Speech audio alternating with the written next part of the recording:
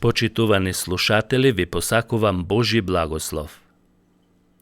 За денес имам 2 куси теми за тие што немаа можност да ги слушнат. Едната е за Господовата вечера, а другата од Дела на апостолите 9 глава 31 стих. Темите се по повод 88 годишнината од постоењето на Баптистичката црква во Македонија. Тоа беше презентирано во просторијата на новиот објект на Христијанската Баптистичка црква во Скопје на ден 25 септември 2016 година. Исус на почетокот ја даде Господовата вечера на своите ученици, а потоа даде заповед да ја практикуваат сите верници низ историјата. Ние ја нарекуваме Господова вечера, а некои други ја нарекуваат Евхаристија, кршење на лебот или причест. Коренот на Господовата вечера започнува од последната вечера кога Исус беше предаден. Тоа беше традиционалната пасхална вечера, каде што Исус и даде ново значење. Христос е нашиот живот, нашата надеж и нашиот темел. Нашиот живот е втемелен и изграден врз него и на неговата откупна смрт, смрт на крстот. На кој начин Исус ја даде Господовата вечера? Во Евангелието според Лука 22 глава 17 до 20 стих е запишано: И Исус ја зеде чашата, заблагодари и рече: Земете ја и поделете ја меѓу себе. Зашто ви велам, дека нема да пијам од лозовиот плод додека не дојде Божјото царство. Потоа зеде леб заблагодари и го раскрши и им го раздаде, велејќи: Ова е моето тело кое се дава за вас, правете го ова за мој спомен. А исто така ја зеде и чашата по вечерата и рече: Оваа чаша е новиот завет во мојата крв која се пролева за вас. Кога тој ја воспостави Господовата вечера, им рече на учениците да јадат од лебот и да пијат од виното за сеќавање или за спомен, дека тој го даде своето тело и крв на крстот за нив, а и за нас. Павле тоа го образложува во 1 Коринтјаните 15 глава, велејќи: Зашто јас го примив од Господ она што ви го предадов, дека Господ Исус во онаа ноќ во која беше предаден, зеде леб и благодари, го раскрши и рече: Земете, јадете, ова е моето тело кое се крши за вас, правете го ова за мој спомен. Исто така и чашата по вечера и рече: Ова е чаша на новиот завет во мојата крв. Правете го ова секој пат кога пиете за мој спомен. Зашто секој пат кога ќе го јадете овој леб и ќе пиете од оваа чаша, ја навестувате Господовата смрт додека дојде тој. Затоа кој јаде од лебов или пие од оваа чаша Господова на недостоен начин, ќе биде виновен против телото и крвта на Господ.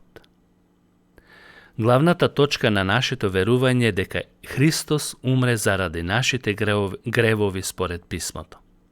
Со Господовата вечера ние правиме спомен дека му го должиме нашиот живот целосно.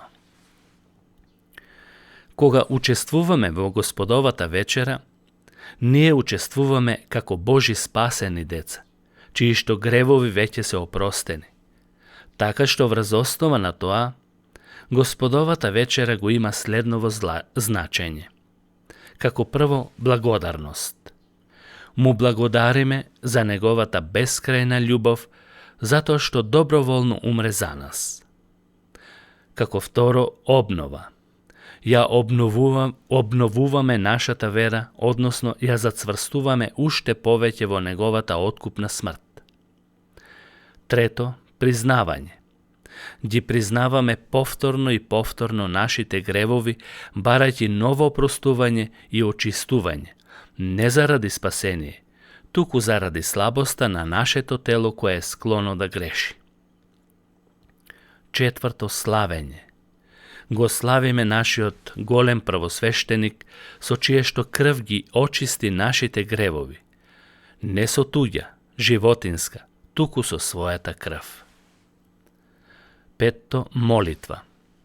Бараме и молиме да ни даде сила за иднината, за да сме способни да ја практикуваме неговата совршена волја. Шесто, заедништво. Преку Господовата вечера имаме прекрасно заедништво со Божиот народ, со сите кои на ист начин се спасени и откупени преку Светиот Дух, кои сме поврзани еден со друг и духовно сочинуваме заедништво со други христијани, браќа и сестри. И како седмо, преку Господовата вечера ние го најавуваме Христовото второ доаѓање. Најавуваме дека Христос наскоро ќе дојде по својот народ, црквата, и ќе ја земе во неговото вечно царство. Господовата вечера ќе заврши кога Христос ќе дојде од небото. Нека му е слава нему во сите векови. Амин. Втората тема е од Дела на апостолите, 9 глава, 31 стих, да го разгледаме овој стих накусо. Таму ни се вели вака: И така, црквите по цела Јудеја, Галилеја и Самарија беа во мир, се изградуваа и одеа во Господовиот страв и со утехата на Светиот Дух се намножуваа. Црквите одеа. Зборот одење подразбира библиски начин на однесување или живеење. Тој збор одење се употребува на повеќе места во Новиот Завет. Павле во писмото до Колосјаните, 1 глава, 10 стих вели: Така што да одите достојно за Господ и да му бидете угодни во се, за да бидете плодоносни во секое добро дело и за да растете во познавањето на Бог. Тој начин на одење се употребува и во Стариот Завет по примерот на Енох. Ни се вели: Енох одеше со Бог, потоа исчезна, Бог го зеде. Прва Мојсеева книга, 5 глава, 24 стих. Одеја подразбира исполнување на Божјата волја и усогласување на нашиот живот со Божјите стандарди. Или во друга смисла речено, тоа е живот со определена цел и одење кон постигнување на таа цел, а тоа е одење и патување кон небесната татковина. Потоа во Дела на апостолите се вели: Имаа Господов страв. Тоа подразбира длабока почит кон Бог и кон се што тој ни заповеда, вклучувајќи ги неговите совети, поуки, заповеди и закони. Изразот Господов страв се користи за побожноста на сите верници. Библијата вели: Господовиот страв е чист, создава чист живот и вистинска религија, односно угодна на Бог. И тоа што на сите не е познато, почетокот на мудроста е страв од Господ. Ако црквата има страв од Господ, тогаш во неа пребива вистинската побожност и Божјата мудрост. Трето, црквите имаа мир. Тука веднаш станува јасно дека прогонствата се отсутни, бидејќи Господ сакаше црквата да ја одмори. Мнозина се согласуваат дека со обраќањето на Павле настапи период на мир, а некои други пак сметат дека прогонството запрело благодарение на римскиот император Калигула, кој сакал да го воспостави својот кип во храмот во Ерусалим, така што тие евреите биле многу растревожени и целото внимание на евреите било насочено кон тој проблем и немале време да се занимаваат со христијаните. Но има и други видувања дека непријателите никогаш не престануваат да ја прогонуваат црквата, туку дека се зборува за мир во нивните души, иако живеат во неправедни општества. Четврто, црквите се изградуваа. Во Библијата постојано се употребува зборот изградувајте се. Во што да се изградуваме? Во верата, во љубовта, во морално-етичките вредности и во познавањето на Божјата наука, во Божјото учење. Апостол Јуда вели: а вие, возлюбени, изградувајте се себе си врз вашата пресвета вера и молете се во Светиот Дух. Да се изградува некој значи да расте духовно.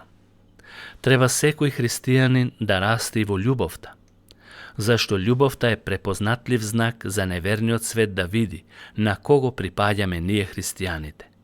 Исус вели: по љубовта ќе ве препознаат дека сте мои ученици.